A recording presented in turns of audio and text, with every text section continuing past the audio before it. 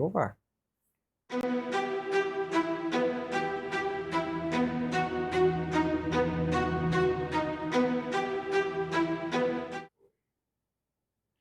Mandai o vosso Espírito Santo Paráclito às nossas almas e fazei-nos compreender as Escrituras por ele inspiradas e concedei-me interpretá-las de maneira digna para que os fiéis aqui reunidos delas tirem proveito. Em nome do Pai, do Filho e do Espírito Santo.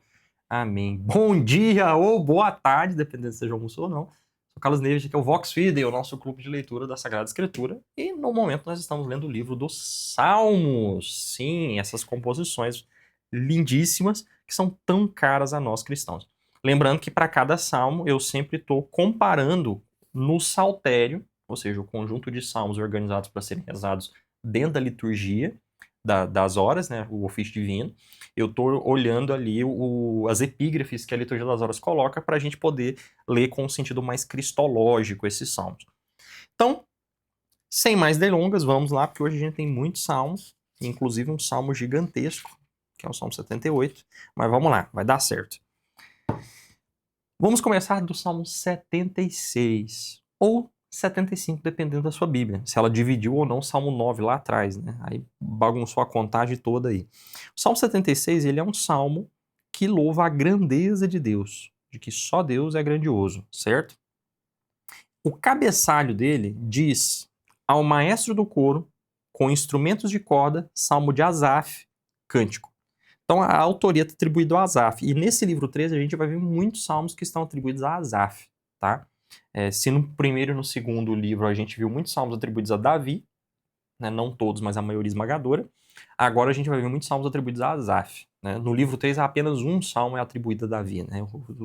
A maioria é atribuída a Asaf ou a outros autores. Vamos lá. O Salmo 76, a liturgia das horas traz o trecho do Evangelho de São Mateus que diz: verão o Filho do Homem vindo sobre as nuvens dos céus. Né, quando Cristo fala, né, lá diante do Sinédrio. Né? E aí, o Salmo diz: Deus é reconhecido em Judá. É grande seu nome em Israel. Sua tenda está em Salém e sua morada em Sião. Aqui a gente tem um ponto. A sua tenda está em Salém. Salém a gente sabe que é Jerusalém. Mas aí a gente volta naquela discussão que a gente já tinha feito lá quando a gente leu o Gênesis e viu a história de Melquisedeque, o rei de Salém. O que é Salém?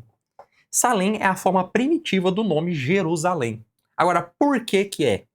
Existem várias teorias, tá? Não tem nada definido, não. Alguns vão dizer que Salém, Jerusalém, se chama Jerusalém porque ela é, né, a cidade de Salém. E aí alguns vão falar, não, é porque na verdade ela é a Salém dos Jebus. Então, Jebu-Salém, Jerusalém. Aí alguns vão falar, não, Salém na verdade é porque vem de Shalom, que é a paz, é a cidade da paz. Aí eles vão falar, não, Salém é uma cidade que já tinha antes. Aí eles vão falar, não, Salém vem de Salomão, Shelomó, Shalém, Shelomó, Shalém. Então tem um paralelo ali. Então assim, a gente vai ter muitas teorias de por que havia esse nome primitivo de Jerusalém, que era Salém. E a verdade é que a gente não sabe. Esse nome é tão primitivo que ele está lá no Pentateuco. Melquisedeque é rei de Salém, né? Ou como a carta aos Hebreus vai ler, o rei da paz, né? Porque a carta aos Hebreus é uma que vai ler Shalém como Shalom, né? Mas a verdade é que a gente não sabe de onde vem. Tem teorias e teorias. O próprio autor da carta aos Hebreus tem a sua teoria. Mas esse nome primitivo a gente não sabe, e o nome Salém ficou muito mais famoso como o gato da Sabrina, né, da bruxinha Sabrina, porque Salém, por seu nome bíblico, é um nome que depois protestantes vão colocar numa cidade americana, cidade de Salém, onde depois vão fazer uma inquisição protestante, a famosa Inquisição de Salém, que vai matar várias jovenzinhas acusadas de bruxaria. E aí o nome Salém fica na nossa cabeça com esse sentido, né? Mas é um nome primitivo de Jerusalém. Então vamos lá. Deus é reconhecido em Judá, é grande seu nome em Israel. Sua tenda está em Salém e a sua morada em Sião. Ali quebrou as flechas do arco, o escudo, a espada e as armas de guerra. Então mostra como ele é alguém de paz, ó. Ele destruiu as armas, fez um desarmamento. Olha aí, né? Acabou com o Bolsonaro. Tu resplendes, ó poderoso, desde montões de despojos. Os de coração valente foram espolhados, caídos no sono, e nenhum guerreiro tinha força nos braços. Um Deus brilhou e os caras que estavam lutando foi ficando fraco, né? A tua ameaça, ó Deus de Jacó, a tua ameaça, ó Deus de Jacó, cavalo e cavaleiro ficaram paralisados. Né? Diante da tua ameaça, cavalo e cavaleiro ficaram paralisados. Tu és terrível. Quem pode resistir diante da tua ira? Do céu fizestes ouvir o julgamento. A terra tremeu e se aquietou. Quando Deus se levantou para julgar, para salvar todos os humilhados da terra. Pois o próprio furor do ser humano te dá glória, e com os que restam do furor te cingirás. Fazei promessas ao Senhor, vosso Deus, e cumpri-as. Vós que estáis ao seu redor, trazei ofertas ao terrível, aquele que retira o sopro dos príncipes e que é terrível para os reis da terra. Então, exaltando esse Deus, Senhor dos Exércitos, terrível, vencedor, que ganha todas as batalhas. E no final ele fala para você fazer promessa e cumpri-las, né? Aqui, não pense em promessa, você católico, vou usar uma promessa para o Divino Pai Eterno. Não é nesse sentido, né? Promessas aqui é os votos de oferendas e cumpri-os. Ou seja, Senhor, vou te ofertar tanto bezerro, e vou e levo os bezerros. É nesse sentido aqui, quando ele fala fazer promessas, nesse sentido, se Deus me curar da rinite, eu vou a pé para a Trindade. Não é nesse sentido, né? É no sentido de, Senhor, eu estou indo a Jerusalém e vou levar essas oferendas aqui e vou colocar no altar. Ele está falando de sacrifício, conforme está escrito no Levítico. É isso que ele está exaltando a se fazer aqui, tá bom? Então, esse é o grande Deus. E nós veremos o Filho do Homem vindo, né, sobre as nuvens, tão temível quanto. Dies irae. Eis que virá o dia da ira, né, quando todos vão se desfazer como cera e os malditos serão lançados nas chamas eternas. Vamos lá. Hã? Você viu? Nossa, Dies irae versus solvem favilla. Maledictus eros, inflamen eternos. Salmo 77, agora, mais uma vez, um salmo de lamentação. A pessoa vê algo terrível acontecendo e ela se lembra do que Deus fez no passado. E se Deus fez aquilo no passado, pode solucionar o problema hoje. O cabeçalho diz ao maestro do coro, segundo a melodia de Iditum, a maneira de se cantar, né? Salmo de Asaf. A liturgia das horas traz um trecho da segunda carta de São Paulo aos Coríntios, capítulo 4, versículo 8, que diz: somos afligidos de todos os lados, mas não vencidos. Com a minha voz clamei a Deus, com a minha voz a Deus, e ele me ouviu. No dia da minha tribulação busquei o Senhor, de noite minhas mãos se estenderam, sem se cansar. Minha alma recusa consolo, lembro-me de Deus e solto gemidos, medito e meu espírito desfalece. Mantiveste vigilantes as pálpebras de meus olhos. Fiquei perturbado e não pude falar. Penso nos dias de outrora. Recordo os anos passados. Então, repara, é a pessoa que não consegue dormir por causa do que está acontecendo, né? Mas ele para lembrar do que Deus já fez. De noite meditava no meu coração, refletia e esquadrinhava o meu espírito. Acaso Deus nos rejeitará para sempre? E não voltará a ser-nos ainda propício? Terá acabado para sempre a sua misericórdia? Terá cessado a sua palavra de geração em geração? Acaso Deus vai esquecer-se de ter compaixão ou na sua ira vai reter a sua ternura? A sua ternura? Então eu disse, este é o meu tormento. Mudou a destra do Altíssimo. Então, a mão de Deus está diferente, né? Não é a mesma mão, né? O peso está diferente. Mas vou lembrar-me das obras do Senhor, vou lembrar-me das tuas maravilhas desde o início. Vou considerar todos os teus feitos, meditar as tuas proezas. Ó Deus, na santidade está teu caminho. Que Deus é grande como o nosso Deus. Tu és o Deus que fazes maravilhas, desde o conhecer entre os povos o teu poder. Com teu braço libertastes o teu povo, os filhos de Jacó e de José. Aqui é interessante porque ele cita José, que a gente sabe que é filho de Jacó e é pai de Benjamim e de Manassés, né? De Efraim e de Manassés, perdão.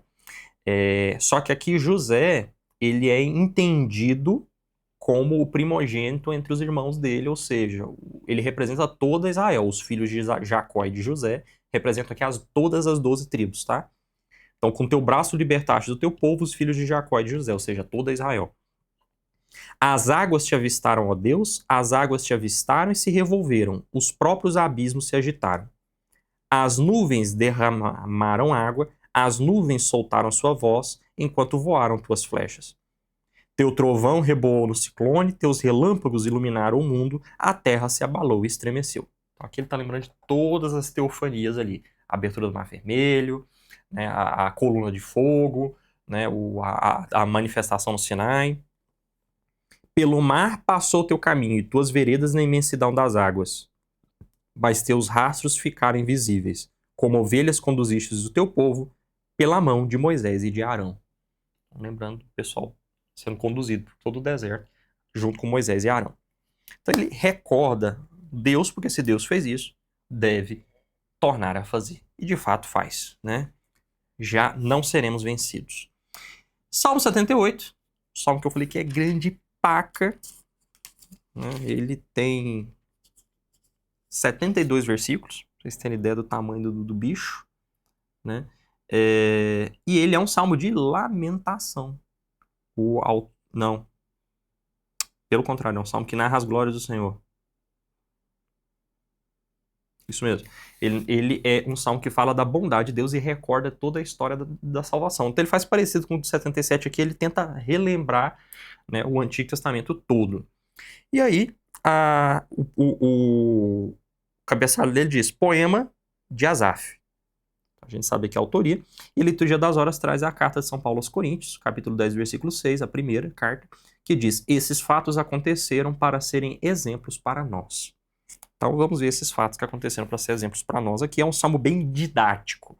Ele vai recapitular a Bíblia. Escuta, povo meu, ensina. Por isso que ele tem 72 versículos também. Ele vai recapitular a Bíblia também. Né? É uma missão complicada aqui. Escuta, povo meu, o ensinamento. Presta ouvido às palavras de minha boca. Eu vou abrir minha boca em parábolas e decifrarei os enigmas dos tempos antigos. Aqui é legal porque ele poderia ter falado que a boca dele vai proferir sentenças, dependendo da tradução vai aparecer isso, né? Mas o termo parábolas, ou seja, comparações, né? Sendo que na linha de baixo fala de enigmas, né? Isso é muito caro aos apóstolos que falam que Jesus dizia em parábolas e não era entendido, né? Como se fossem enigmas o que ele estava falando. Vou abrir minha boca em parábolas e decifrarei os enigmas dos tempos antigos. Aquilo que ouvimos e aprendemos, o que nossos pais nos contaram, não o ocultaremos a seus filhos. Vamos contar à geração futura os louvores do Senhor e seus prodígios, as maravilhas que ele realizou. O Senhor aqui em caixa alta, Javé. Ele estabeleceu um decreto em Jacó, promulgou uma lei em Israel, mandou a nossos pais que a transmitissem a seus filhos, a fim de que a geração futura fique sabendo os filhos que vão nascer. Eles se levantarão e a transmitirão a seus filhos, a fim de que ponham em Deus a sua esperança e não se esqueçam das obras de Deus e guardem os seus mandamentos. Que não se tornem como seus pais, uma geração rebelde e obstinada, geração que não firmou o coração e cujo espírito não foi leal a Deus. Os filhos de Efraim, valentes arqueiros, bateram em retirada no dia da batalha, não guardaram a aliança de Deus e recusaram andar na sua lei. Esqueceram-se dos seus feitos e das maravilhas que lhes tinha mostrado. De fato, diante de seus pais, ele fizera prodígios na terra do Egito, no campo de Tanis, dividiu o mar e os fez passar, e conteve as águas como num dique. Guiou-os de dia como a nuvem, e à noite toda como o clarão do fogo. Fendeu o rochedo no deserto, e deu-lhes água como de grande abismo. Fez brotar riachos do rochedo, e fez correr água como rios. Mas continuaram pecando contra ele, excitaram a ira do Altíssimo no deserto. Provocaram a Deus nos seus corações, exigindo comida para si mesmos. Falaram contra Deus, dizendo, será que Deus pode preparar uma mesa no deserto? É verdade que feriu a rocha e escorreu água, e as torrentes transbordaram. Poderá ele dar-nos pão também, ou preparar carne para o seu povo? Assim, quando o Senhor ouviu, ficou irado, e um fogo se acendeu contra Jacó, e a ira levantou-se contra Israel. Pois não acreditaram em Deus e não confiaram em seu socorro. Apesar de tudo, deu ordens às nuvens do alto, e abriu as portas do céu, fez chover sobre eles o maná para comerem, e deu-lhes o pão do céu. Então, repara, ele está recapitulando o Êxodo, mostra que ele vai lá na frente, mostra o Efraim sendo infiel à aliança, volta para trás na história e conta a travessia do Mar Vermelho, as águas de Massa de Meriba, né? E agora ele está falando do povo reclamando, pedindo pão e carne, e ele vai relembrar o milagre do maná. Ao relembrar o milagre do maná, ele fala, deu-lhes pão do céu. E aí ele traz a seguinte explicação. O homem comeu o pão dos anjos. Na Bíblia hebraica está escrito, o homem comeu o pão dos fortes. É a Bíblia grega que vai trazer esse sentido de o pão dos anjos, né? Que é muito cara aos cristãos, que vão fazer toda uma teologia em cima da ideia do pão dos anjos, a prefiguração da Eucaristia, né? O pão espiritual, o alimento espiritual. Não no sentido de que os anjos comungam, mas no sentido de que é o alimento espiritual, né? Então toda uma teologia se faz e a gente escuta muito, inclusive hinos belíssimos como Panis Angélicos. É daqui a inspiração a qual Santo Tomás de Aquino, né, e outros grandes compositores tiram, né?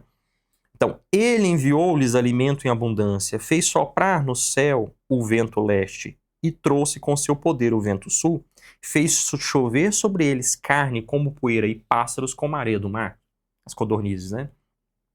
Elas caíram no meio do seu acampamento ao redor de suas tendas, eles comeram e se fartaram, tendo ele atendido ao seu desejo. Não tendo eles, porém, satisfeito o desejo, pois a comida estava ainda em sua boca, a ira de Deus acendeu-se contra eles, castigou com a morte os mais robustos e abateu os melhores de Israel. A morte daqueles que estavam comendo ainda, né? E apesar de tudo, tornaram a pecar e não acreditaram nos seus prodígios. Por isso consumiu seus dias como um sopro e seus anos com rapidez. Quando os ferias de morte, buscavam-no, convertendo-se, de madrugada vinham a ele. Então lembravam-se de que Deus é o seu rochedo e que o Altíssimo é o seu Redentor. Adulavam-no com a sua boca e com sua língua lhe mentiam. Seu coração não era reto para com ele e não eram fiéis à sua aliança. Ele, porém, misericordioso, perdoava a sua culpa e não o destruía. Muitas vezes conteve sua ira e não descarregou todo o seu furor. Aquela ideia de que o pessoal fala, não, a gente volta para Deus. Aí acontecia alguma coisa, não, Deus. Aí passava um tempinho, não, vamos desobedecer ali. Aí morria alguém, não, a gente volta para Deus. E Deus, aquele rolê todo do êxodo de números que a gente viu, né? As serpentes e etc. Seu coração não era reto para com ele, não eram fiéis à sua aliança, ele, porém, é misericordioso e perdoava sua culpa e não os destruía, muitas vezes conteve sua ira e não descarregou todo o seu furor. Recordou-se de que eles são carne, um sopro que passa e não voltam. Quantas vezes o provocaram no deserto, excitaram-lhe a ira na solidão, e voltavam a tentar a Deus, a exasperar o santo de Israel. Não se lembravam mais de sua mão no dia em que os resgatou do adversário. Quando realizou no Egito os seus sinais, os seus prodígios no campo de Tânis, ele transformou em sangue os seus rios e seus riachos, para que não pudessem beber. Enviou contra eles enxames de moscas que os picaram e rãs que os infestaram. Entregou sua colheita às larvas e o fruto do seu trabalho aos gafanhotos. Destruiu com o granizo suas vinhas e seus sicômoros com a geada. Entregou à saraiva seus animais e aos raios os seus rebanhos. Descarregou sobre eles o ardor de sua ira, a indignação, a ameaça e a tribulação, uma invasão de mensageiros da desgraça. Aqui ele está lembrando, né, das pragas do Egito. Deu livre curso à sua ira, não poupou da morte as suas almas, entregou a vida deles à peste, feriu todo primogênito na terra do Egito, as primícias do vigor nas tendas de Cam. Aqui a ideia de que os egípcios são descendentes de Cam, são camitas, né? Que vem aqui desse filho de Noé, né? Mas no qual ele entende todos os egípcios e os cananeus ali como descendentes de Cam. Retirou como ovelhas o seu povo, guiando-os como um rebanho no deserto.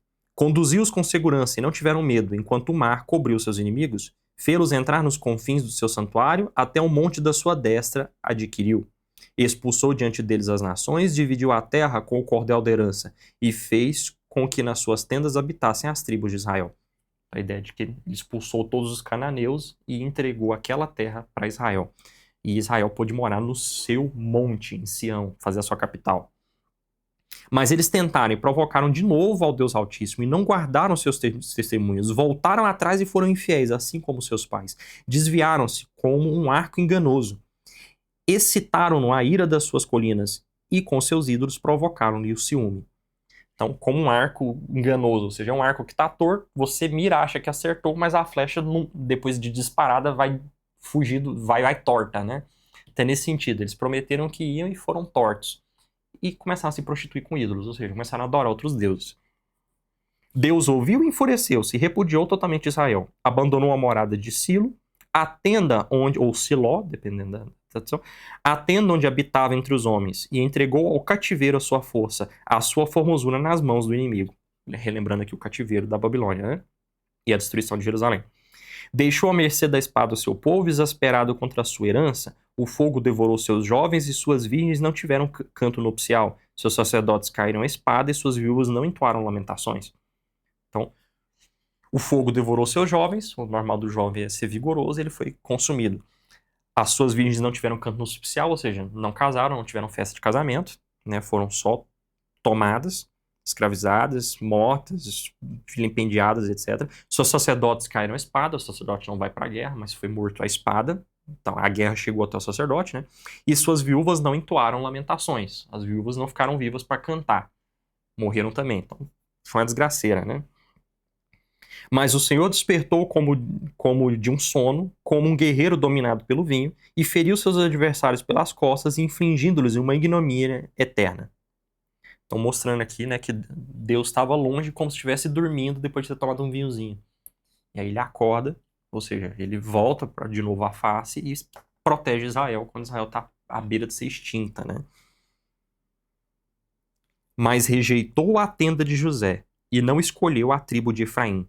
Escolheu sim a tribo de Judá e o monte de Sião que ele ama. Edificou seu santuário nas alturas, como a terra que ele estabeleceu para sempre. E escolheu Davi seu servo, retirando dos apriscos das ovelhas. Chamou da lida com as ovelhas mães, para que apacentasse Jacó, seu povo, e Israel, sua herança. Ele falou, olha, apesar de que o primogênito ali fosse José, e deveria vir do primogênito de José, portanto Efraim, o rei vem de Judá, e não de José. E de Judá, ele escolhe Davi. E Davi, que era pastor, ele tira do meio das ovelhas para ele pastorear Israel. Então escolheu o rei Davi. A gente já pulou aqui agora do final do livro de Juízes, a gente vai agora para Samuel, né, o livro de Samuel. Então repara, ele está indo e voltando, mas relembrando todo o Antigo Testamento. E apacentou-os com a integridade de seu coração, conduzindo-os com a prudência de suas mãos. Né? Então, Davi é escolhido como rei e termina aqui o Salmo, louvando aqui o reinado do rei Davi. E aí, mais uma vez, eu leio o que foi colocado aqui no Liturgia das Horas como epígrafe. Esses fatos aconteceram para serem exemplos para nós. Né? Então, ao pensar nisso tudo, a gente deve ter isso como exemplo. Agora nós vamos ler o Salmo 78, ou 79, no meu caso aqui é 79, né? Que é um salmo de lamentação. Esse sim é um salmo de lamentação. O cabeçalho dele traz como um salmo de Asaf, e mais uma vez a pessoa está chorando por ver a cidade ser destruída.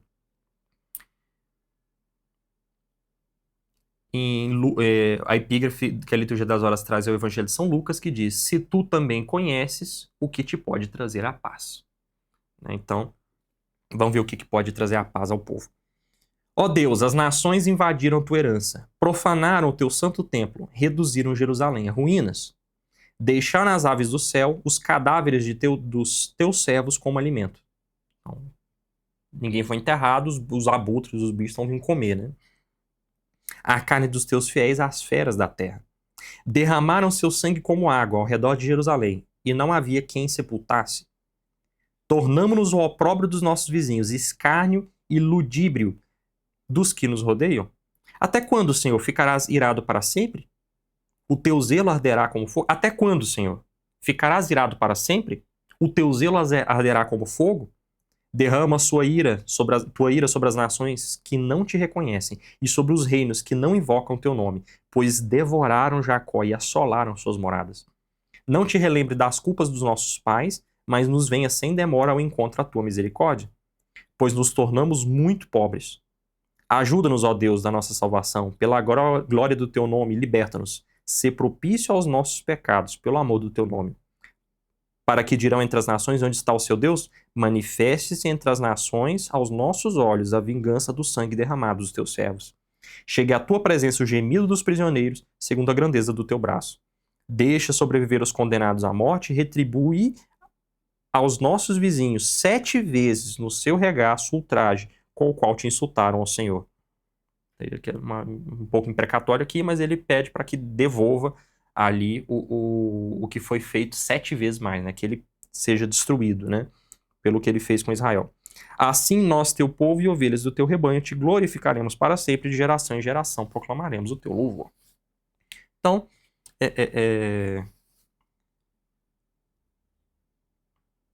temos aqui esse salmo, né? Um salmo de lamentação, um pouco imprecatório ali, né? Em alguns versículos, né? Mas é isso aí. Vamos agora para o Salmo 80, que tem como cabeçalho ao maestro do coro, segundo o lírio do testemunho, Salmo de Asaf. Ele tem ali a explicação dele, né? De como cantar, e é um Salmo de Asaf. Esse salmo chama Deus para visitar Israel, para estar com Israel, comparando Israel com uma vinha, né? Jesus várias vezes comparou Israel com uma vinha, né, que foi preparada, até que o filho do dono veio colher e mataram o filho do dono, por exemplo, na parábola dos vinhateiros homicidas, né? Mas a liturgia das horas traz o trecho do Apocalipse, capítulo 22, versículo 20, que diz: Vem, Senhor Jesus. O qual a gente chama Maranatá, vem, Senhor Jesus, né? E aqui o salmo vai chamar Deus para vir até eles, né? Ó pastor de Israel, dá ouvido, tu que conduzes José como a uma ovelha, entronizado sobre os querubins, resplandece diante de Efraim, Benjamim e Manassés. Desperta o teu poder e vem salvar-nos. Então, aqui ele vai usando os nomes dos filhos de Jacó para mostrar a ideia das 12 tribos, né? Você conduz José como uma ovelha, você se senta diante de Efraim, Benjamim e Manassés, os 3 filhos os 2 filhos de José e o irmão de José, ou seja, os 3 filhos de Raquel, né? Desperta o teu poder e vem salvar-nos.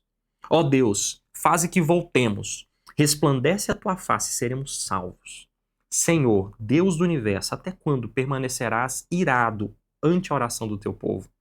Tu nos alimentastes com o pão das lágrimas e como bebida nos destes lágrimas copiosas. Tudo que a gente está comendo é choro. Fizeste de nós um motivo de contenda entre os nossos vizinhos e nossos inimigos riem de nós. Ó Deus do universo, faze que voltemos, resplandece a tua face e seremos salvos. Do Egito trouxestes uma videira, expulsastes as nações e a plantastes, preparastes o terreno diante dela, plantastes suas raízes e encheu a terra.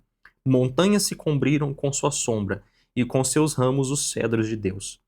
Ela estendeu seus sarmentos até o mar, e até o rio os seus rebentos.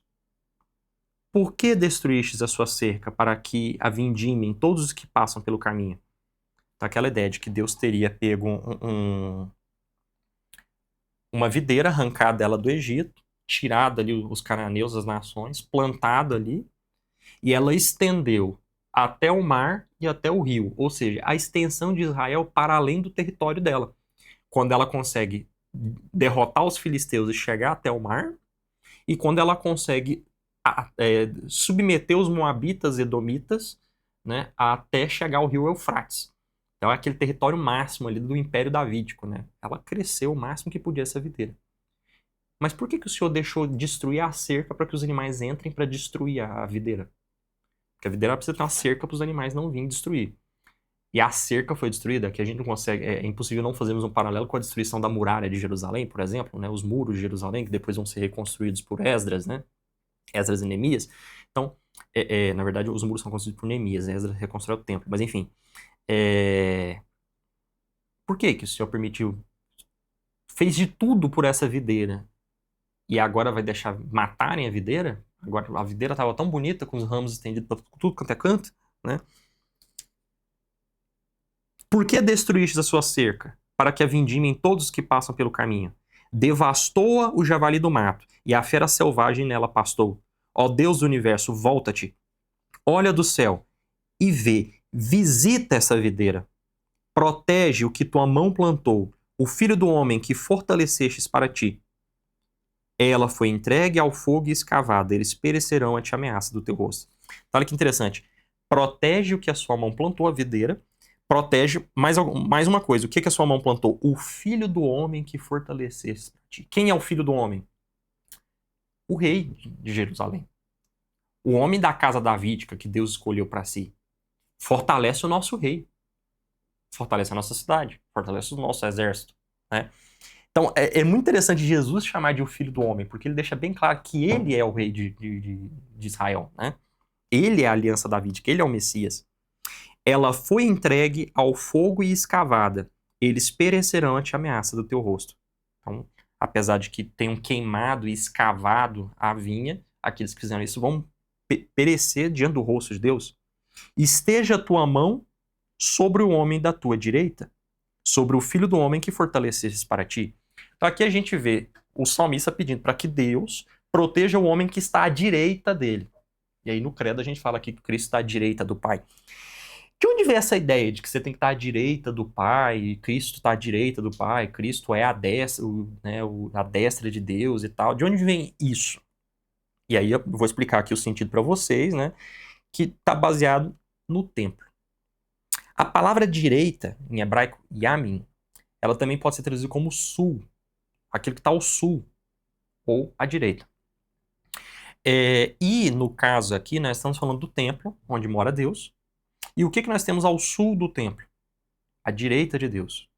Né? Ah, mas o sul para mim é para baixo. Na nossa Rosa dos Ventos, nós ocidentais entendemos sul como para baixo.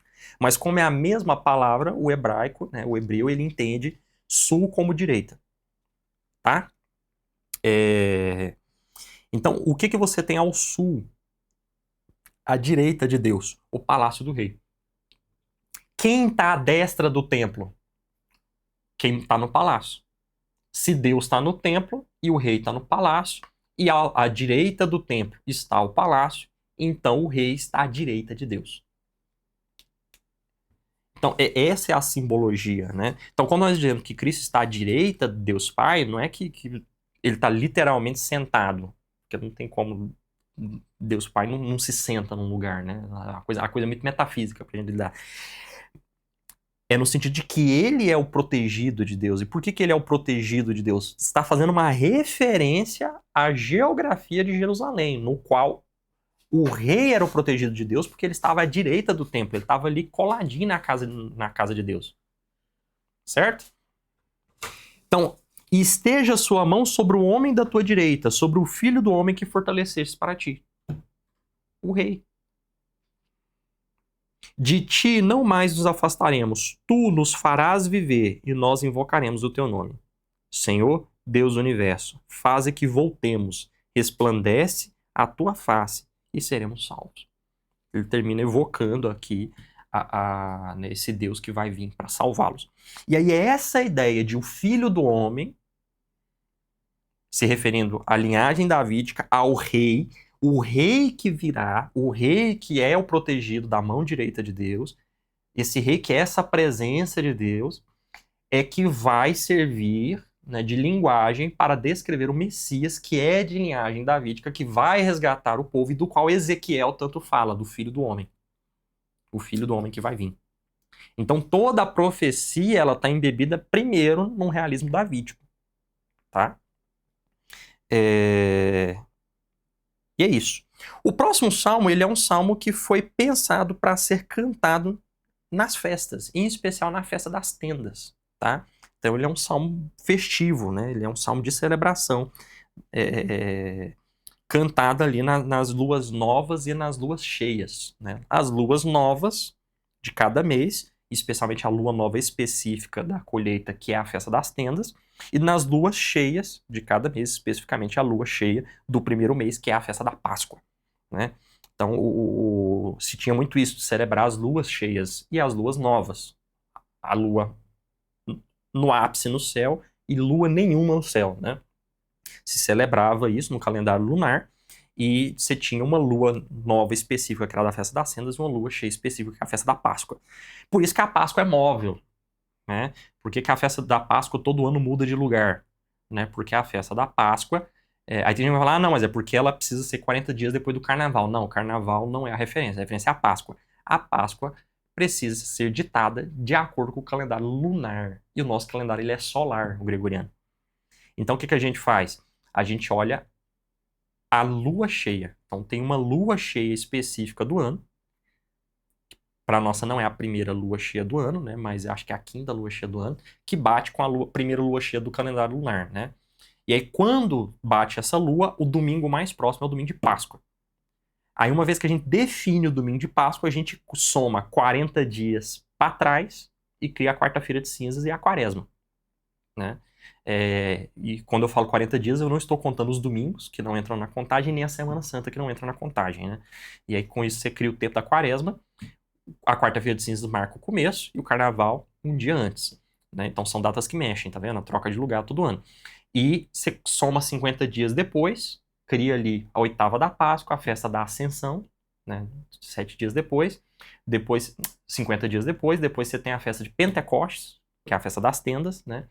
Depois você tem as festas da Santíssima Trindade, de Corpus Christi, Sagrado Coração e do Imaculado Coração. Todas são calculadas a partir da Páscoa.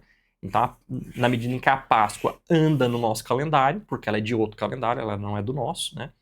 Ela carrega todas essas festas com ela e basicamente 80% do ano litúrgico com ela, né? Porque os domingos do tempo comum também todos vão transitar juntos ali, onde vão se encaixar. E os domingos do tempo comum transitando onde eles se encaixam, o 34º e a festa de Cristo Rei também muda de lugar, né?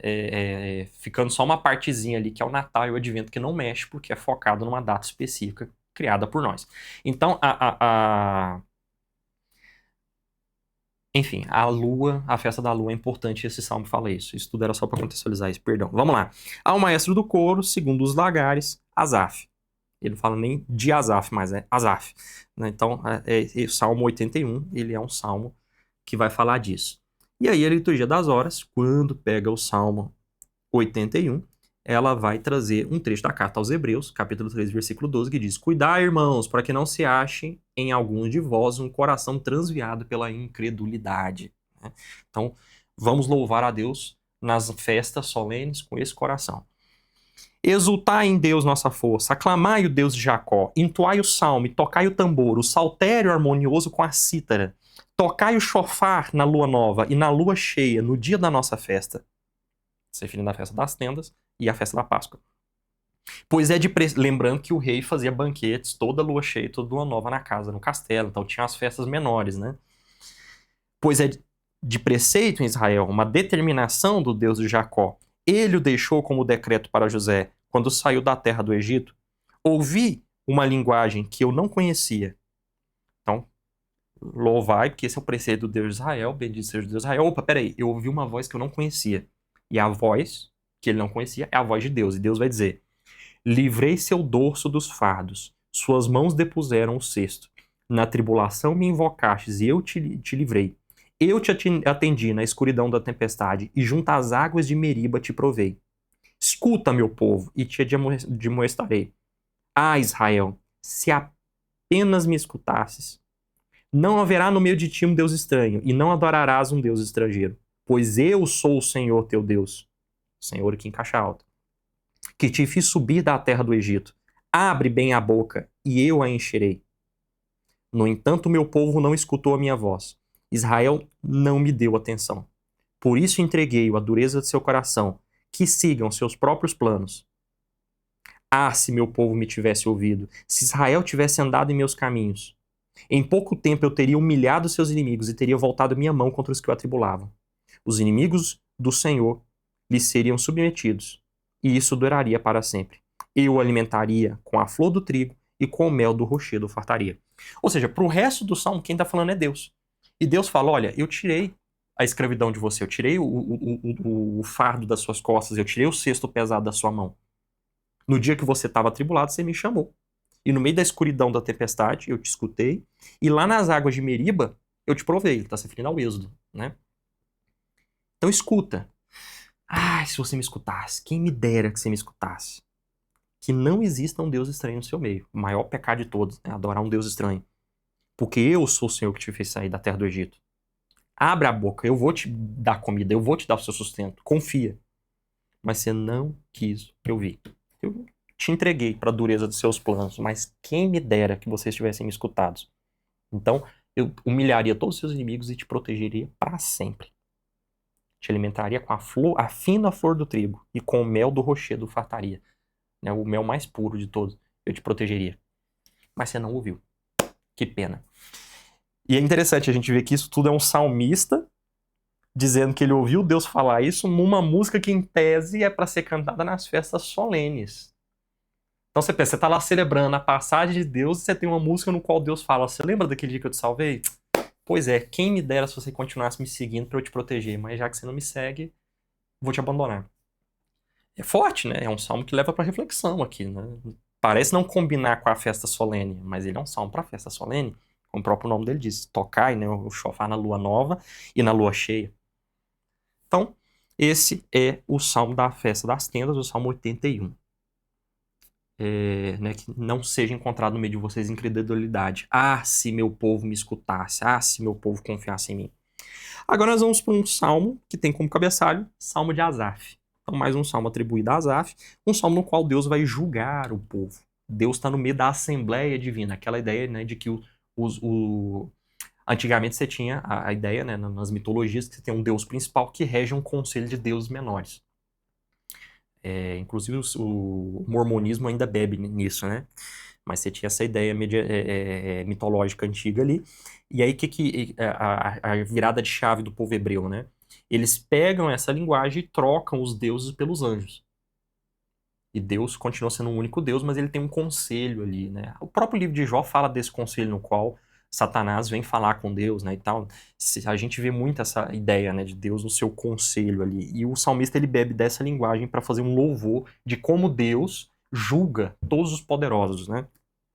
A liturgia das horas traz o trecho da carta de São Paulo a Coríntios, a primeira carta, capítulo 4, versículo 5, que diz: não quereis julgar antes do tempo, aguardai que o Senhor venha. Então, para que você julgar, se Deus vai vir julgar?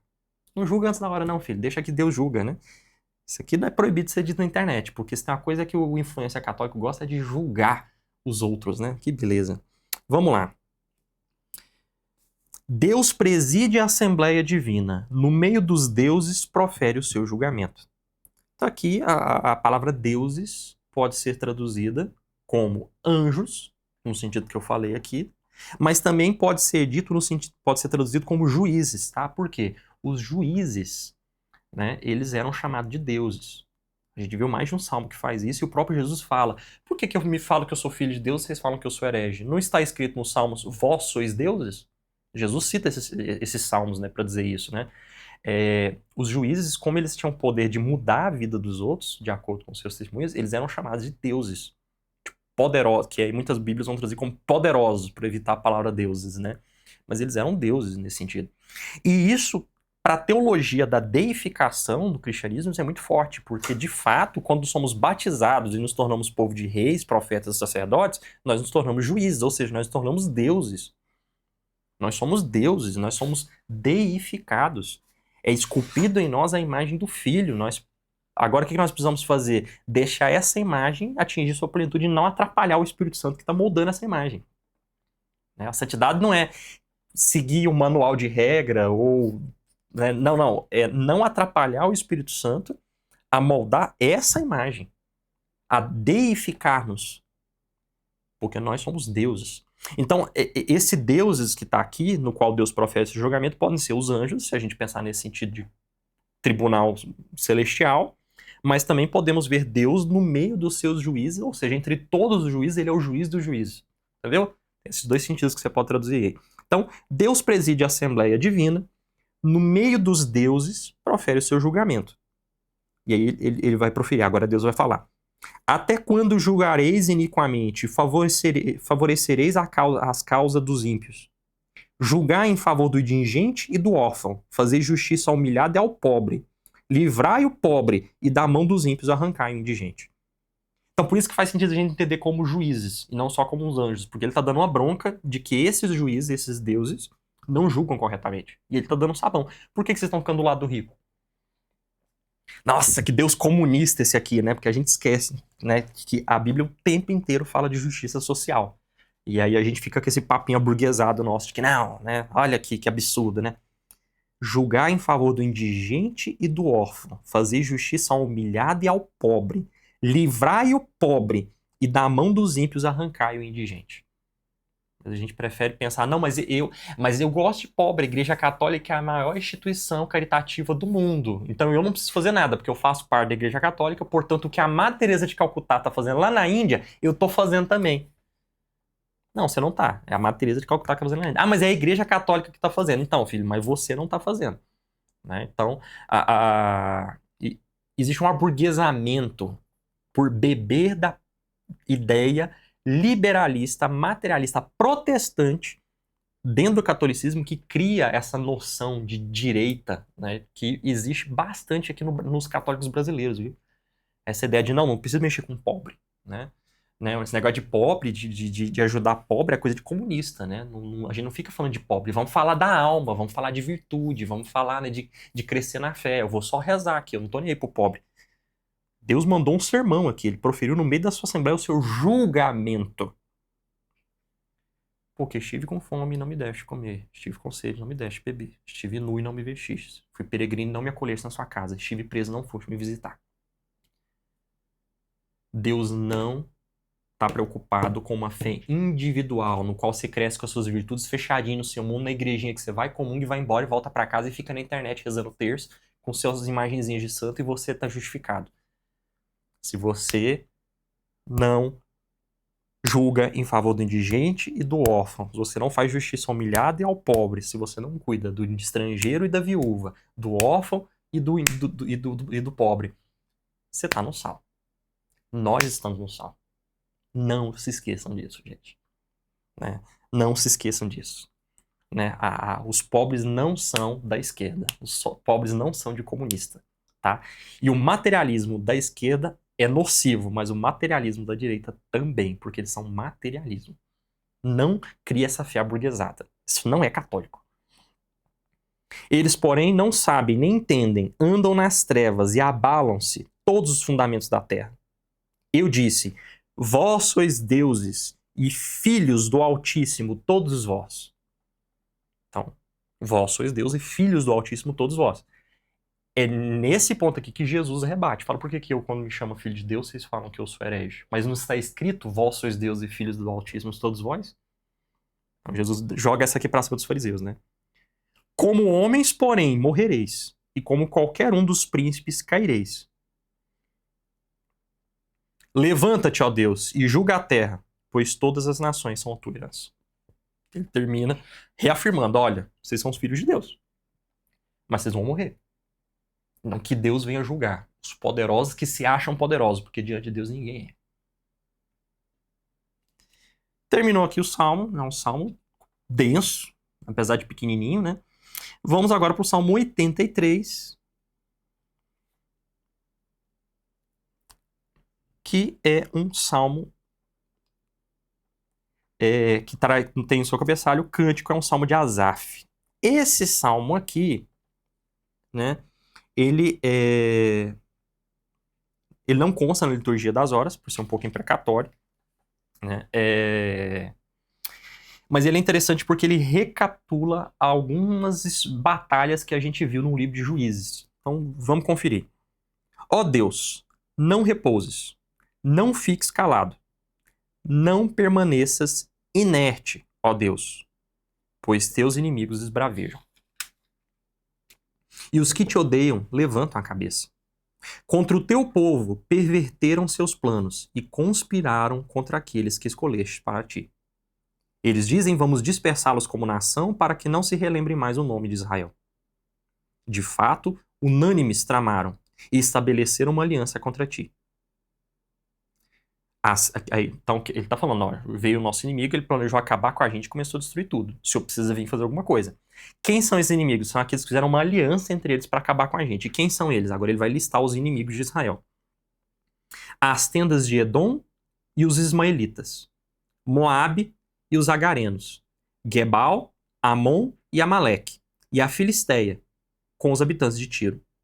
Também os assírios aliaram-se com eles e vieram em ajuda aos filhos de Ló. Então aqui, vamos entender quem são esses povos, né? As tendas de Edom, está falando dos edomitas, descendência de Esaú, né? E os ismaelitas. Os ismaelitas, ele provavelmente está falando dos egípcios. A descendência de Ismael, que é o filho de Abraão, né? Moabe e os agarenos. Moabe é um filho de Ló, né? Junto com Amon, né? E os agarenos. Os agarenos são os filhos de Agar. E quem é Agar? A empregada de Sara, mãe de Ismael. Então, mais uma vez, os ismaelitas. Só que ele chama de outra maneira aqui, né? Mas ele está se referindo a esses povos do Egito e da região arábica ali. Gebal, Amon e Amaleque. Amon, a gente sabe que, né, está junto com Moab entre os filhos de Ló. Gebal e Amaleque são povos da antiga Canaã, né? E a Filisteia com os habitantes de Tiro. Os filisteus que vieram pelo mar também se assentaram ali e começaram a disputar com Israel pelo território. Golias é um filisteu, por exemplo, né? Também os assírios, agora já a região do extremo norte, aliciaram-se com eles e vieram em ajuda aos filhos de Ló. Os filhos de Ló, mais uma vez, Moabe e Amon, né? Os amonitas e os moabitas. Trata-os como Madian e a Sísara, como a Jabim, na torrente de Quizon, os quais pereceram em Endor. Essas batalhas todas aqui estão descritas nos capítulos 6 e 8 de Juízes. Ele está relembrando todos os povos que foram destruídos no livro de Juízes. Então ele está pedindo para que esses povos que estão ao redor de Israel sejam destruídos como aqueles povos que ocupavam o território de Israel.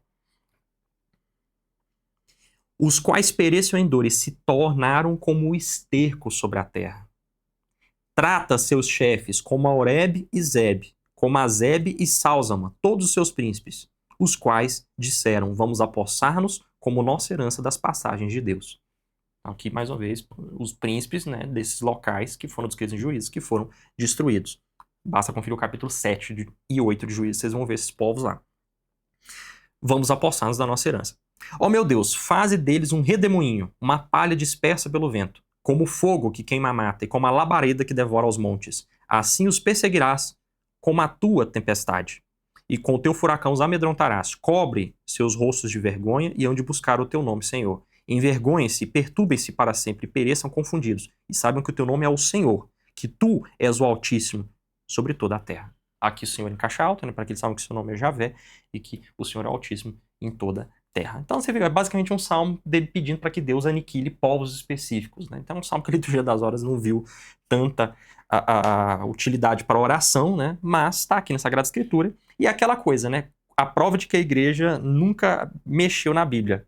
Era muito interessante para a igreja, dado que um dos primeiros livros que ela se preocupou em traduzir foi o livro dos Salmos, né? Os Evangelhos e os Salmos foram os primeiros livros ali que caíam na mão dos cristãos.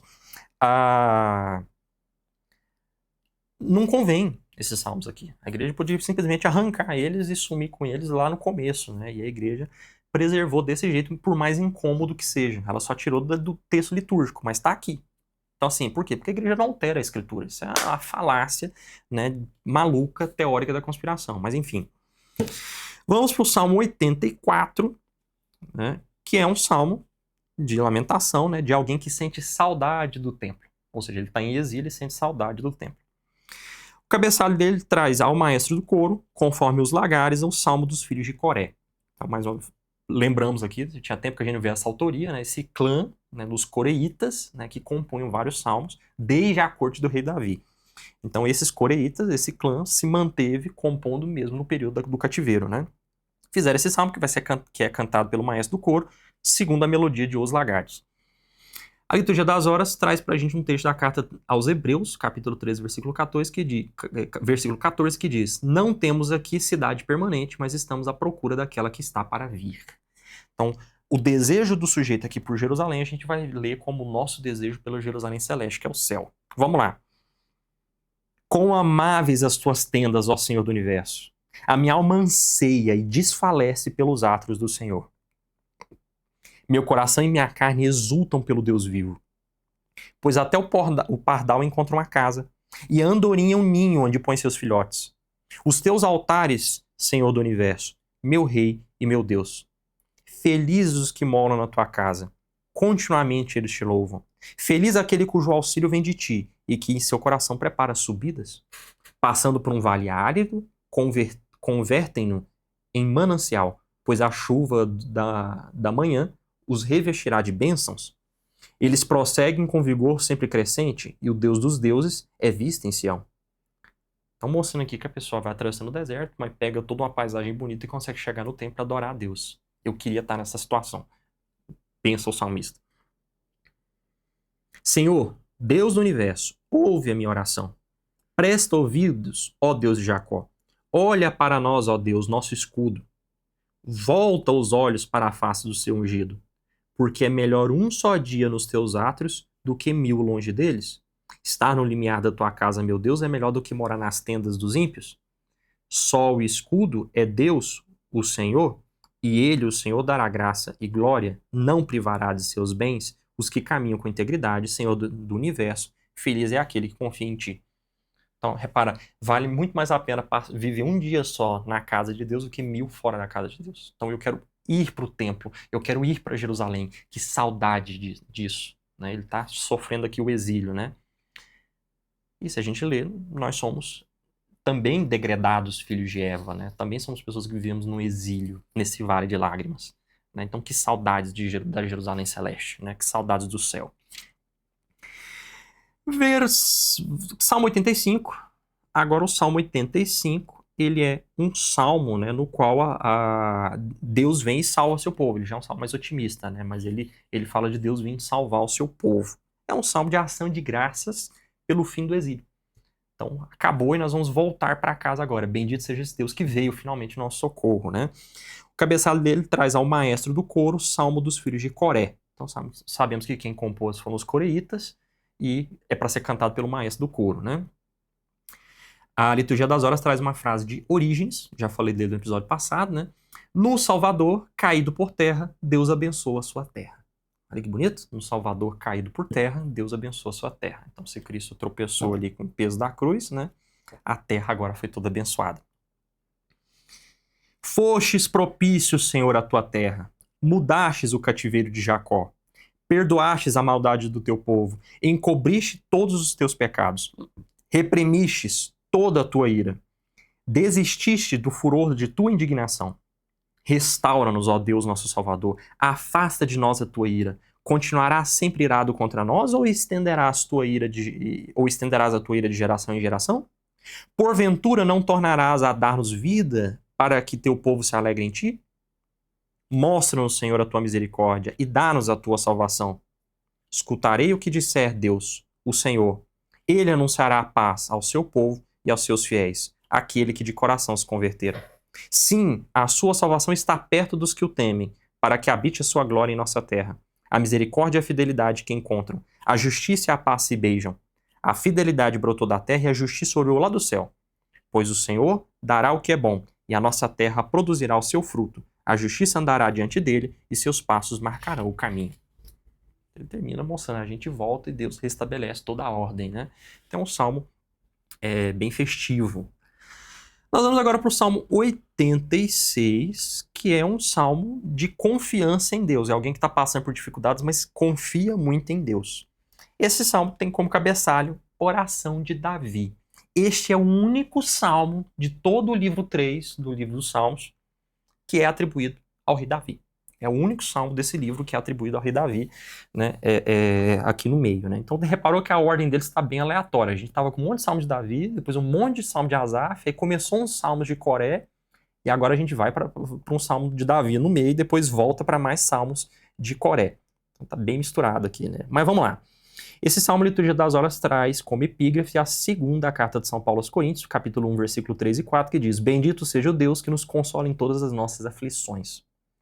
Do jeito que ele vai confortar quem confia em Deus, apesar das perseguições e angústias que está sofrendo. Inclina, Senhor, o teu ouvido e atende-me, pois eu sou pobre e indigente.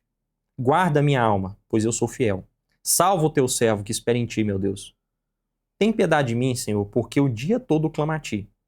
Alegra a vida do teu servo, pois a ti, Senhor, eleva minha alma. Tu, Senhor, és bondoso e clemente, e de imensa misericórdia para todos os que te invocam.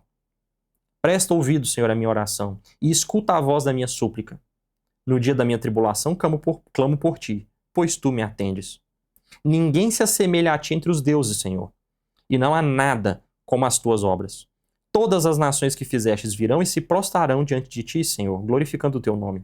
Pois tu és grande e realizas maravilhas, só tu és Deus.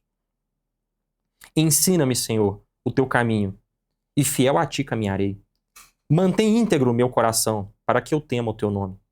Eu te louvarei, Senhor meu Deus, de todo o meu coração, e glorificarei teu nome para sempre. A tua misericórdia foi grande para comigo, pois livrastes minha alma das profundezas do Sheol. Então, mais aquela vez, aquela ideia de que Deus me tirou dos mortos, né? Ó Deus, homens soberbos levantaram-se contra mim. Um bando de poderosos atenta contra a minha vida, sem te levar em conta diante dos seus olhos. Mas tu, Senhor Deus compassivo e clemente, lento para a ira e rico em misericórdia e fidelidade, olha para mim e tem piedade de mim. Dá força ao teu servo e salva o filho da tua serva. Dá-me um sinal de benevolência para que vejam os que me odeiam e fiquem envergonhados, pois tu, Senhor, me ajudas e me consolas. Então, mais uma vez, uma oração do justo sendo perseguido que se adequa perfeitamente ao Cristo, né? O Deus que nos... E também podemos ler como nós, porque Deus nos consola de todas as nossas aflições, conforme diz São Paulo aqui. Vamos agora para o Salmo 87, que é um salmo no qual Jerusalém é louvada, né, como a grande cidade no qual se unem todos. E fica muito fácil da gente ler como a Jerusalém celeste. O cabeçalho dele diz que é um salmo dos filhos de Coré, cântico. Então, mais uma vez, um salmo de coreitas, né? E a liturgia das horas traz a carta de São Paulo aos Gálatas, capítulo 4, versículo 26, que diz: a Jerusalém celeste é livre e é a nossa mãe. Então, vamos ler com esse espírito, né? Seus fundamentos estão nos montes santos. O Senhor ama as portas de Sião, mais que todas as tendas de Jacó. Então, as portas de Sião no sentido de toda... É uma metonímia, né? As portas da cidade representam toda a cidade. Quando eu recebo a chave da cidade, para abrir as portas da cidade, eu tenho poder em toda a cidade, é isso que quer dizer, né? Eu sou louvado em toda a cidade. Então, o Senhor ama as portas de Sião, ou seja, Deus ama Jerusalém mais que todas as tendas de Jacó, ou seja, Deus ama Jerusalém mais do que qualquer outra cidade, de qualquer outra tribo, de qualquer local do território de Judá e Israel. Coisas gloriosas se dizem de ti, cidade de Deus. Entre os que me conhecem, mencionarei Raabe e Babilônia. Eis a Filistéia e Tiro, junto com a Etiópia. Todos esses nela nasceram. De Sião se dirá, cada um nela nasceu e o próprio Deus Altíssimo a consolidou. O Senhor registrará no livro dos povos, todos esses nela nasceram, e dançando cantarão, estão em ti, minhas fontes todas. Então, né, Deus tem um controle de onde é que nasceu todo mundo, e as pessoas que não nasceram em Jerusalém falam coisas sobre Jerusalém, como ela é incrível, né? E quem são essas pessoas que falam como Jerusalém é incrível? Raabe e Babilônia. Raabe é um monstro marítimo da mitologia cananeia, tá? É um monstro que né, nas águas ali ataca, né? Raabe aqui especificamente está descrevendo o Egito. Uma vez que o Egito, ele fica entre ele fica ali no rio Nilo, né? Ele é visto como um monstro marítimo, um monstro dos juncos, a gente leu isso anteriormente, né, e tal. Então, Raabe, que esse monstro das águas é o Egito. Então, eu mencionarei o Egito e a Babilônia. A Babilônia é o outro, né, o povo ali que também escravizou eles. A Filistéia e Tiro, junto com a Etiópia. Então, ele vai descrevendo os locais da diáspora, por todos os locais que já oprimiram Israel e pelos quais os israelitas já foram espalhados. Todos eles falam: Jerusalém é o lugar que Deus protegeu. Estão aí as minhas fontes todas, né? Pronto, terminamos aqui. Vamos agora para o Salmo 88 ou 87, dependendo da sua Bíblia, que é um salmo, né, de alguém que está sofrendo, ele está gravemente enfermo, né, tomado de angústia. E o cabeçalho dele diz: Cântico, salmo dos filhos de Coré, ao maestro do coro, conforme Mahalat, para o canto, poema de Emã, o Ezraíta. Então ele traz alguns detalhes aqui da composição.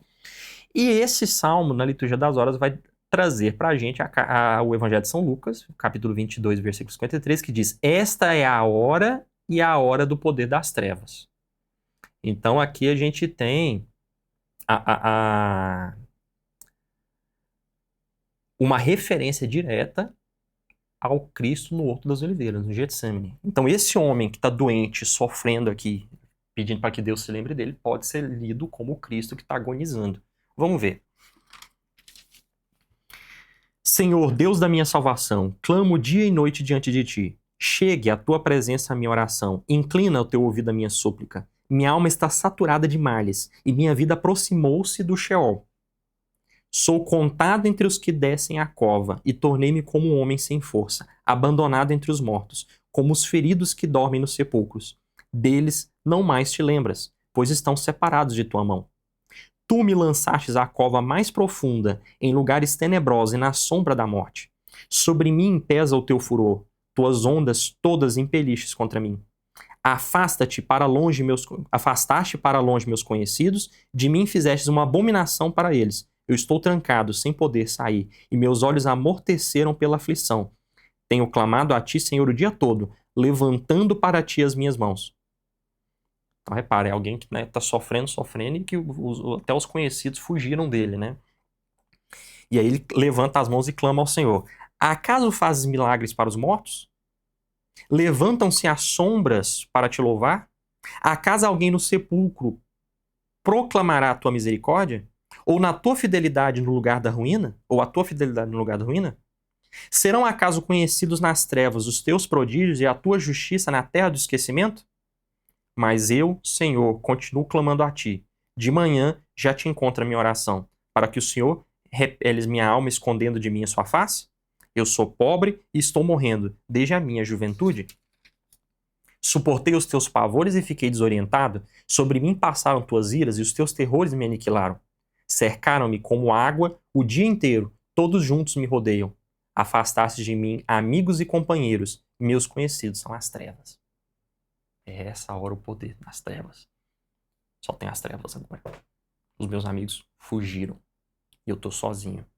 O Senhor parece ter se esquecido de mim. Então é um salmo tenso. Ele não termina de forma otimista, ele termina de forma pesada, né? E se a gente... É a prece de um homem que está sofrendo, né, enfermidade e, né, pedindo para que Deus o resgate. Mas é um salmo que a gente lê aqui com o sentido de Cristo no Horto das Oliveiras, a gente entende por que ele transpirou sangue, né? A coisa é pesada. Próximo salmo que a gente vai ler é o Salmo 89, né?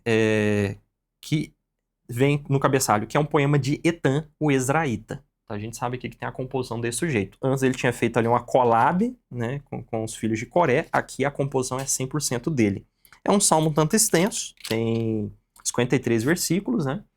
E na liturgia das horas, inclusive, ele é quebrado em 2 salmos, para ficar mais fácil, né, de ser lido.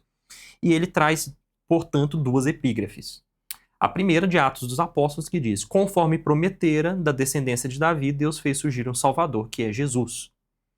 E a segunda diz: fez aparecer para nós a força da salvação na casa de Davi, seu servidor. O Evangelho de São Lucas, né, o que diz a Zacarias, né, São Zacarias. Então a gente vai ver que é um hino que vai relembrar a bondade de Deus, a majestade da casa de Davi, que o fato de que um Salvador virá da casa de Davi, um rei cujo reinado não terá fim, né? Então vamos ver aqui essa profecia. Cantarei para sempre as misericórdias do Senhor de geração em geração. Com minha boca anunciarei a tua fidelidade, porque dissestes: a misericórdia será edificada para sempre. Nos céus estabeleceres a tua fidelidade. Celebrarei uma aliança com o meu eleito. A Davi, meu servo, eu jurei. Para sempre estabelecerei a tua descendência e edificarei de geração em geração o teu trono. Os céus clamam tuas maravilhas, Senhor, a tua fidelidade na Assembleia dos Santos. Pois quem nas nuvens se iguala ao Senhor? Quem é semelhante ao Senhor entre os filhos de Deus? Deus é tremendo na Assembleia dos Santos, grande e terrível, acima de todos aqueles que o circundam. Aqui ele louva a Deus, relembra, colocando na boca de Deus a promessa que Deus fez a Davi, e volta e fala: Deus vai cumprir isso porque Deus é... Naquela corte celestial, ele está acima de tudo. Ele é tremendo, ele é o maior de todos. E aí ele continua: és poderoso, Senhor, e a fidelidade te circunda. Tu dominas a soberba do mar, amansas a elevação de suas ondas. Calcastes aos pés Raabe, ferido de morte. Com a força do teu braço dispersaste os teus inimigos. Raabe é o Egito, a gente entende, ele feriu de morte o Egito, as 10 pragas, né? Teus são os céus e tu é a terra, tu estabelecestes o mundo e tudo o que ele contém. O norte e o sul tu criastes, o Tabor e o Hermon exultam no teu nome, o teu braço é vigoroso. Tabor e o Hermon são duas montanhas da região de Judá, né? De Judá barra Israel. Teu braço é vigoroso, forte é a tua mão, exaltada a tua destra. Justiça e direito são a base do teu trono, misericórdia e fidelidade precedem a tua face. Feliz o povo que conhece o som do júbilo. Ele caminhará, Senhor, à luz da tua face. Exultará o dia todo em teu nome, e na justiça é exaltado. Pois tu és o esplendor da sua força, e com a tua benevolência se levantará nosso poder. Porque ao Senhor pertence o nosso escudo, e ao Santo de Israel, o nosso rei. Outrora falastes em visão aos teus fiéis. E aí, o que Deus falou em outros tempos pra gente? Dei-me ajuda a um poderoso e exaltei um escolhido dentre o povo. Encontrei Davi, o meu servo, e com óleo santo eu o ungi. Minha mão estará firme com ele, e o meu braço o fortalecerá. Nada conseguirá o inimigo contra ele, nem o filho da maldade o oprimirá. Exterminarei diante dele seus inimigos e ferirei os que o odeiam. A minha fidelidade e minha misericórdia estarão com ele, e no meu nome se exaltará o seu poder. Estenderei a sua mão sobre o mar e sobre os rios a sua destra. Ele me invocará, tu és o meu Pai, meu Deus e rochedo da minha salvação. E eu o constituirei como meu primogênito, o mais elevado entre os reis da terra. Para sempre garantirei para ele a minha misericórdia, e a minha aliança com ele será fiel. Estabelecerei para sempre a sua descendência, e o seu trono durará como os dias do céu. Entretanto, caso seus filhos abandonem minha lei, e não andem segundo os meus julgamentos, se profanarem meus estatutos e não guardarem meus mandamentos, punirei com a vara o seu delito, e com açoites a sua iniquidade. Dele, porém, não afastarei minha misericórdia, e não faltarei com a minha fidelidade. Não profanarei minha aliança, e não mudarei as palavras saídas de meus lábios.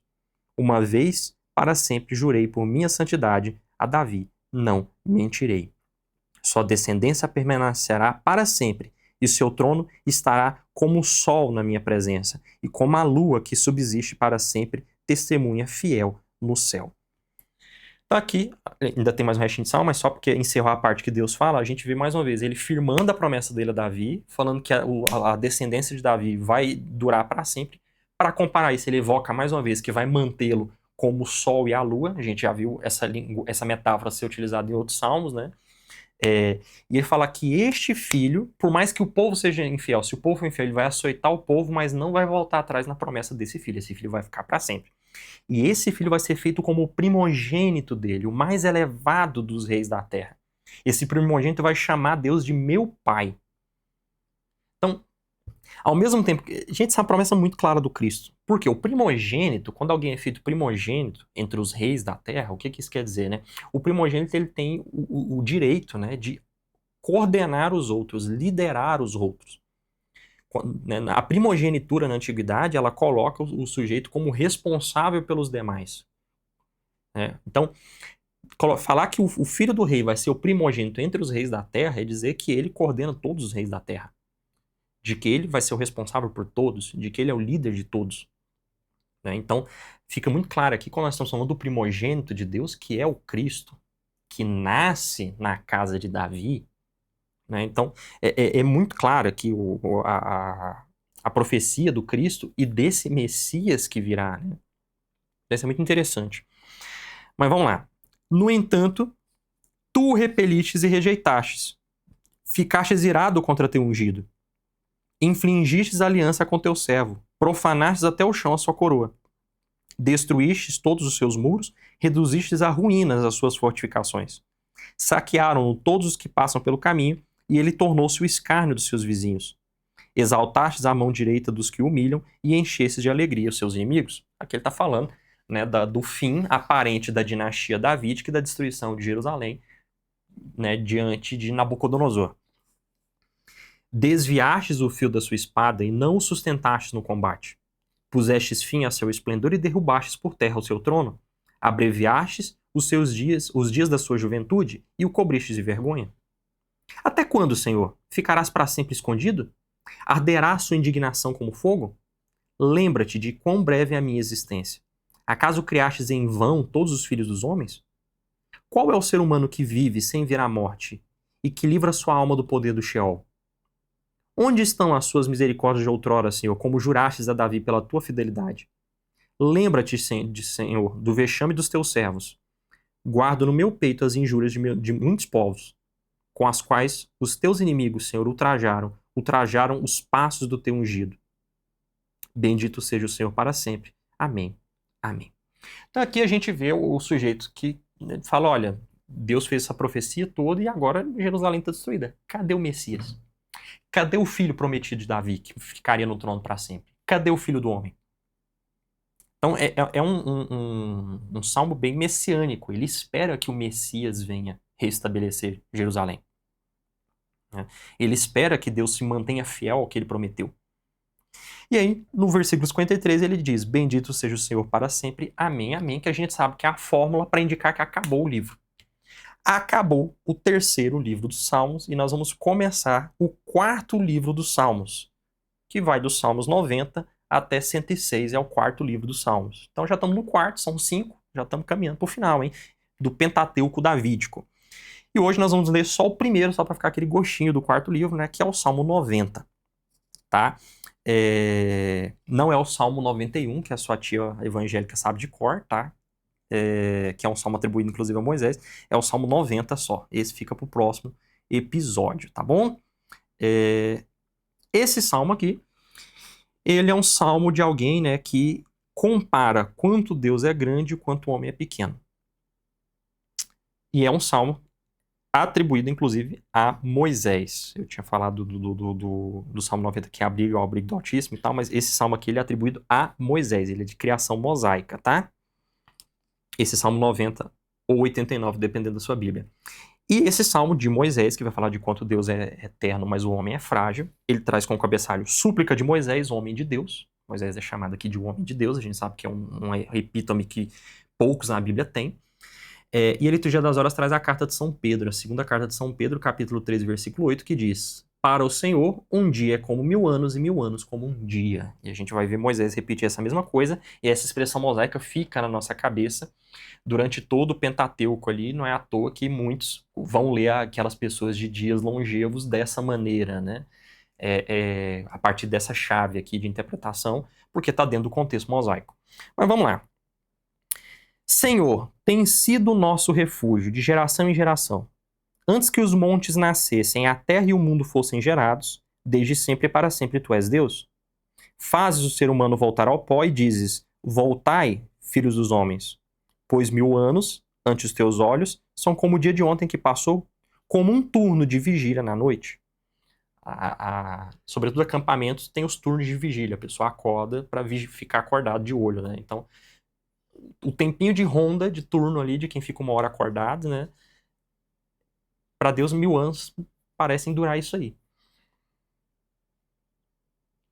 Tu os arrebatas, são como um sonho. Ao amanhecer, como a erva que germina, de manhã floresce e cresce, e de tarde cai e seca. Sim, somos consumidos pela tua ira e perturbados pelo teu furor. Puseste nossas culpas à tua vista, nossos pecados ocultos à luz da tua face. Pois todos os nossos dias passaram na tua ira, consumimos nossos anos como um sopro. A soma dos nossos anos chega a 70. Ou, para os mais robustos, 80 anos. A maior parte deles é fadiga e sofrimento, pois passam depressa, e é como se voássemos. Quem conhece o poder da tua ira e a tua indignação, conforme o temor que te é devido? Aqui ele até fala um pouco da expectativa de vida na época dele, né? De Moisés, né? As pessoas vivem até 70, 80 anos. A gente vai falar, mas a expectativa de vida naquela época era menor. A expectativa de vida naquela época era menor, porque é um cálculo que você faz, cuja a mortalidade infantil abaixa. A questão é, muita gente morria criança, mas quem escapava da juventude vivia até os 80. Como é próprio ser humano. Exceto aqueles a quem Deus estendia os dias, como o caso de Moisés, que viveu bastante porque ele tinha uma missão a terminar. Aí, enquanto ele não terminou, Deus não deixou ele morrer, né? E Moisés fala, olha, a gente vive até uns 80, e eu te falo, é tudo sofrimento. E não vale nada. Né? É um Moisés angustiado, você vê que é um Moisés que já está de saco cheio no deserto ali, do povo atazanando ele, né? Quem conhece o poder da tua ira e a tua indignação conforme o termo que te é devido? Ensina-nos a contar os nossos dias, para que o nosso coração a sabedoria alcance. Então me ensina a contar da sua perspectiva para eu ver o quanto eu não valho nada, para eu confiar mais em Deus, né? Volta-te para nós, Senhor, em caixa alta, Javé, né? Até quando? Mostra-te propício para com os teus servos. Sacia-nos de manhã com a tua misericórdia e exultaremos e nos alegraremos por todos os nossos dias. Alegra-nos pelos dias em que nos humilhaste, pelos anos em que vimos males. Apareça a teus servos a tua obra e o teu esplendor aos seus filhos. Esteja sobre nós a glória do Senhor, mais uma vez em caixa alta, nosso Deus. Esse salmo aqui não é nada eloísta, ele é super javista, próprio dos escritos mosaicos, né? Ele chama Deus só de Javé e não de Elohim. Esteja sobre nós a glória do Senhor nosso Deus. Confirme em nós a obra de nossas mãos. Sim, confirma a obra de nossas mãos. Né? Pedir então que Deus confirme a obra de nossas mãos, no sentido que fez através deles. Né? Então que Deus confirme o que tem feito através das mãos de Moisés. Que Deus mantenha Moisés forte. E aí nós terminamos aqui com essa prece mosaica tão bonita. Né? E no próximo episódio a gente vai ler o Salmo 91, né? Quem habita ao abrigo do Altíssimo e vive à sombra do Senhor Onipotente, diz ao Senhor, sois meu refúgio e proteção, sois o meu Deus, no qual confio inteiramente, né? Do caçador e do teu laço ele te livra, ele te salva da palavra que destrói, etc. Famoso salmo aí. Mas isso fica para a semana que vem, porque já avançamos bastante, terminamos o terceiro livro do Salmo e já começamos o quarto, e já estamos no Salmo 90. Faltam apenas 60 salmos para acabarmos, tá bom? Então é isso, o Vox vai ficando por aqui, até a semana que vem. Um beijo no seu coração, bom fim de semana e tchau, tchau.